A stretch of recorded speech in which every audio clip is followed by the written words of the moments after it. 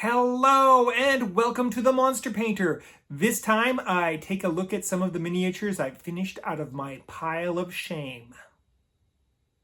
Once again, the Monster Painter has returned to the stuff choking my work table, and a desperate struggle has ensued.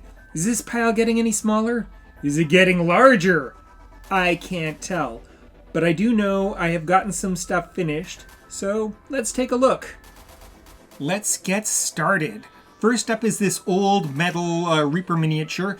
I'm not sure which one it is or what it's called.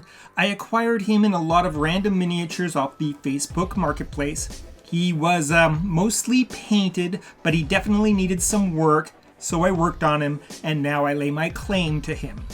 Definitely heading to the frozen city of Old Felstad. He will be able to fulfill the role of necromancer or witch very easily. He will definitely be getting work as a wizard in my favorite game, Frostgrave. The next miniature is kind of the opposite of an old school model. It is an entirely new school miniature. You see, my good friend Doug got a resin printer for Christmas, and subsequently he's dived into the hobby, industriously printing miniatures and painting them up. In the process, he's thrown me a couple of models, and this is one of them. I think it's by Loot Studio, but I'm not sure. I do know it is a disgusting infection marker or a hideous monster in its own right. At home in fantasy, horror, or science fiction, I do appreciate this gruesome gift. Here we have a violent-looking goon. Born out of the dystopian hive world from the Games Workshop 1995 classic Necromunda. Clearly a member of House Goliath, he is a full-on 90s WrestleMania ganger. I have converted him, swapping out his pistol for a shield and inching him over from sci-fi to fantasy. He is being hired as a man-at-arms in a Chronomancer's warband. However, he would be perfect for an upcoming crossover I am working on with Mort from Indungeoned. We are building an advanced Hero Quest bestiary, and this dude would be perfect as a Chaos Thug. On to a bit of scatter terrain, with this somewhat East Asian flavored sacrificial altar. From the Dungeons & Lasers Fantasy 2nd Edition stretch goal box, which I picked up when I backed the great big Dungeons & Lasers Encounters crowdfunder a year or two ago. Altars are a classic piece of dungeon furniture, and I'm always happy to have another one. I gave it a super simple old stone paint job. Nothing fancy, just a hard-working piece of scatter terrain. Alright, we have a real experiment now. I acquired this chubby little demon in a bag of junk from the thrift store. Originally, she was a cartoonish toy hippo from the 2016 movie Sing, I think. I am only guessing. I liked the pose and thought with the right paint job and a proper base, she could make a convincing demon.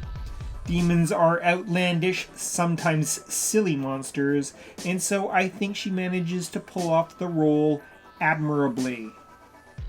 Uh-oh, more stuff that is definitely not proper tabletop gaming miniatures. These are Christmas Village ornaments from the dollar store, painted up to look nice. And while I realize it is July, we all have a Christmas-loving friend or relative, and I recommend that you, my dear viewers, pick up some of these things, and if you apply your miniature painting skills, you can make short work of a gift for that friend, and they will love you for it. I myself am not so proud, and happily use these as terrain in Frostgrave.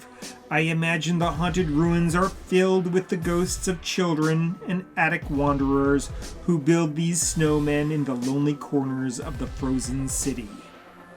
This creepy looking weirdo is a Rawl Partha model from the 1990s.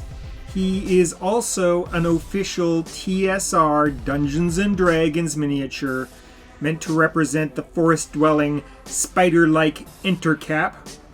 He doesn't have much of a spider vibe to me, so instead I painted him up as a naked little goblin freako. Over the years, I have painted these sculpts a couple of times, so he has some buddies to help him out with his vile mischief. And here we have another bit of scatter terrain from the Dungeons & Lasers Fantasy 2nd Edition Stretch Goals box. The perfect dungeon texture, or an objective marker, or better yet, as a treasure token. It is, after all, treasure in the raw. This is the kind of scattered terrain that will really motivate those dwarven adventurers to get digging. After all, who doesn't want the precious sparklies? On to this group of undead ladies. They were acquired in the same lot off of the Facebook marketplace that produced the first model in the video. Like the first model in the video, they are Metal Reaper models called La Bella Demoray Banshee Undead. They will definitely be getting work as banshees in Frostgrave, which sometimes calls for these very dangerous spirits. I'm pretty sure the ghosts are not supposed to sing in harmony, and I'm really curious as to which one is named Susie. And this is the kind of chair those ladies would really appreciate. It is from a Reaper Bones model blister pack called Dark Elf Queen on Throne, and it included a sexy elf seated on the big chair.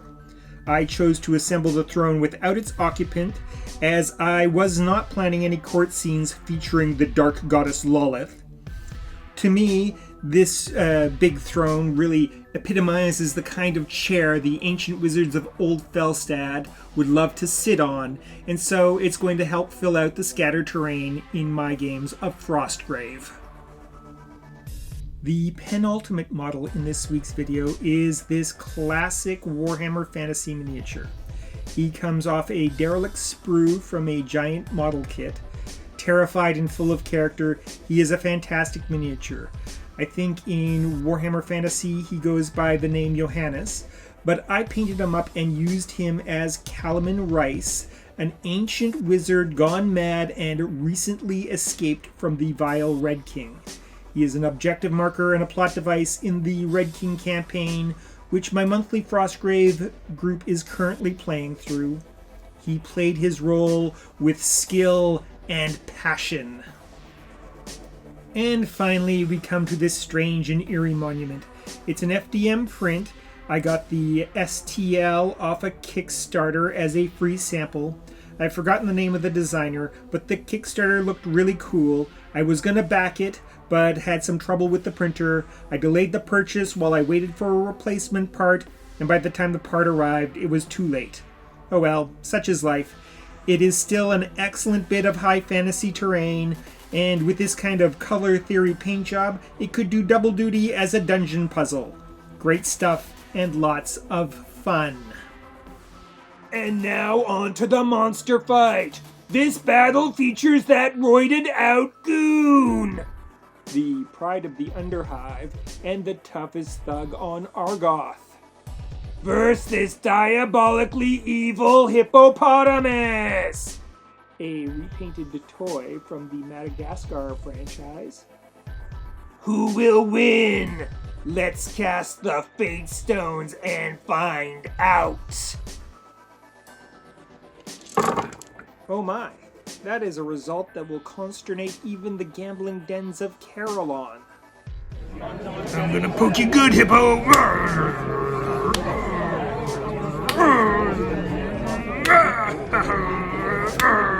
Jazz hands, jazz hands, jazz hands. What the heck? Push! And there you have it. Devil Gloria rules supreme. I keep walking down a very, very long path. Remember to like, comment, subscribe, and ring the bell. Ring the bell.